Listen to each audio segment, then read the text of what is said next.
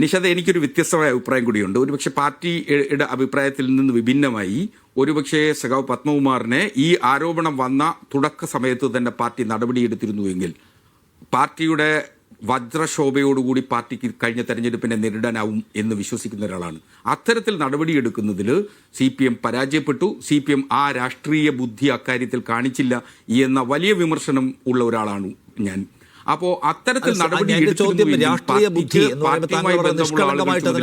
നിങ്ങൾ ഈ കേസിലെ 10 പ്രതികളുടെ രാഷ്ട്രീയ പശ്ചാത്തലം ഏതൊക്കെ നിലയ്ക്ക് ഏതൊക്കെ നടപടികൾ എപ്പോഴൊക്കെ എടുക്കണം, ഏതൊക്കെ തന്ത്രങ്ങൾ എന്നറിയാത്ത രാഷ്ട്രീയ ബുദ്ധിശൂന്യമായിട്ടുള്ള ഒരു നിഷ്കളങ്ക സംഘമൊന്നുമല്ലോ ആ പാർട്ടിക്ക് അറിയാമല്ലോ ഈ ഡാമേജ് പത്മകുമാറിനെ കൊണ്ട് ഉണ്ടായിട്ടുള്ളതാണ്. പത്മകുമാറിനെ ചേർത്ത് പിടിക്കും തോറും വലിയ വിമർശനങ്ങൾ ഉയർന്നു വന്നുകൊണ്ടേയിരിക്കും. ആൾക്കാർ ഇപ്പോൾ എന്താണ് കോൺഗ്രസ്സുകാർക്ക് നിരന്തരം ചോദിച്ചുകൊണ്ടിരിക്കുന്നത്, പത്മകുമാറിനെ എപ്പോഴും നിങ്ങൾ സംരക്ഷിക്കുകയല്ലേ എന്നാണ്.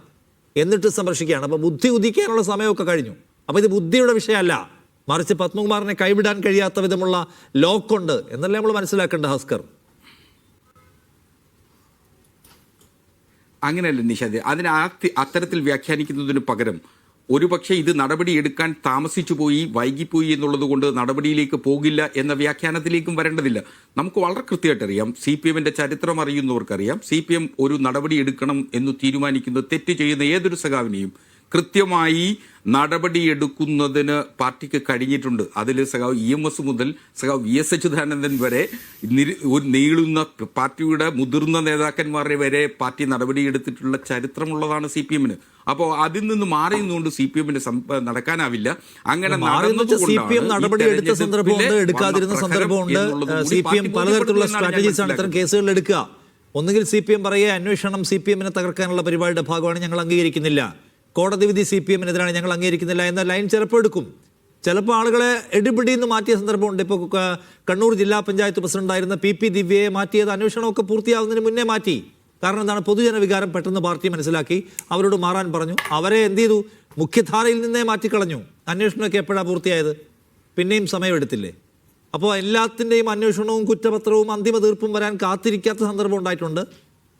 കുറ്റപത്രം എല്ലാം വന്നിട്ടും കൈവിടാത്ത സന്ദർഭം ഉണ്ടായിട്ടുണ്ട്. അപ്പോൾ ഇത് ഇത്രയും ഒരു വലിയ നോക്കൂ, അടുത്ത ഭരണം കിട്ടുമോ ഇല്ലയോ എന്നുള്ള അതിപ്രധാനമായ ഒരു സന്ധിയിൽ നിൽക്കുന്നു പാർട്ടി. അവിടെ ഒരു തവണ പാർട്ടിയെ കുത്തി വീഴ്ത്തിയ ശബരിമല വിഷയം അതേപോലെ വീണ്ടും റിപ്പീറ്റ് ചെയ്യപ്പെടുകയാണ്. അതിലെ കേന്ദ്രസ്ഥാനീയനായ മനുഷ്യനെ വിടാൻ പറ്റില്ല എന്ന ആ പാർട്ടി ഏതാണ്ട് ആത്മഹത്യാ സ്വഭാവത്തിൽ തീരുമാനിക്കുന്നതിന് പിന്നിൽ എന്തോ വലിയ സംഗതിയില്ലേ ഹസ്കർ?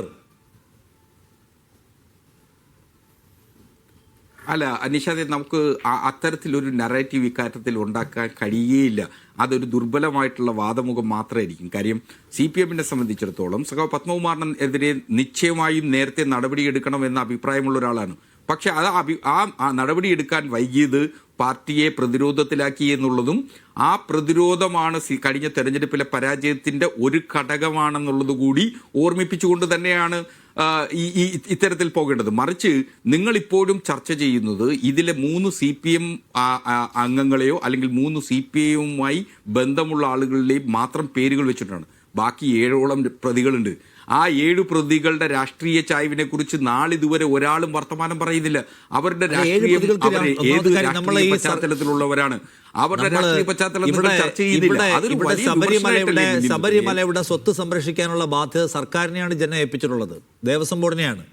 അതിലിപ്പോൾ കോൺഗ്രസ്സുകാരും എല്ലാം പ്രതികളുണ്ടെങ്കിൽ പിടിച്ച് പൂട്ടാനുള്ള അധികാരവും പോലീസും സംവിധാനം ഒക്കെ ഇരിക്കുന്ന പിണറായി വിജയന്റെ കയ്യിലാണ്. അത് പൂട്ടിക്കൊള്ളൂ, അത്രേ ഉള്ളൂ. അല്ലാതെ ഇപ്പോൾ അതിനകത്ത് കോൺഗ്രസ്സുകാരും ഇല്ല എന്നുള്ള ബാലൻസ് ക്വസ്റ്റ്യൻ ഒന്നും ചോദിക്കേണ്ട സന്ദർഭമാണെന്ന് എനിക്ക് സംശയം. കാരണം കോൺഗ്രസ്സുകാർ കട്ടിട്ടുണ്ടെങ്കിൽ പിടിക്കണമായിരുന്നു. 10 വർഷമായിട്ട് പോലീസ് കയ്യിലിരിക്കുകയല്ലേ, സംവിധാനം മുഴുവൻ കയ്യിലിരിക്കുകയല്ലേ, ദേവസ്വം വിജിലൻസ് കയ്യിലിരിക്കുകയല്ലേ, എന്താ ചെയ്യാത്തതാണ് അതിന്? അപ്പോൾ ഇതിനകത്ത് ഉത്തരവാദിത്വ നിർവഹണം നടത്തിയിട്ടില്ല എന്ന പ്രശ്നം അവിടെ നിൽക്കുകയാണ്. ഞാൻ വരാം.